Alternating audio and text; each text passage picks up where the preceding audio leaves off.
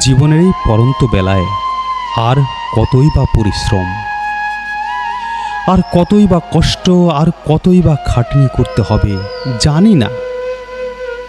সেই কখন ভোর হয়েছে, ভোর থেকে উঠে এ পাহাড় সে পাহাড় ঘুরে বেড়াতে হচ্ছে এক মুঠো ভাতের আশায়, একটু পরনের কাপড়ের জন্য। পোষা প্রাণীগুলো, তাদেরকে নিয়ে বেড়াতে হচ্ছে।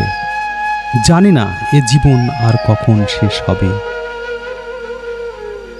চারিদিকে রোদ আর ধুধু, পাহাড় প্রান্তর। এ পাহাড় থেকে সে পাহাড় যেতে এ মন আর চায় না। কি করব, কিচ্ছু করার নেই।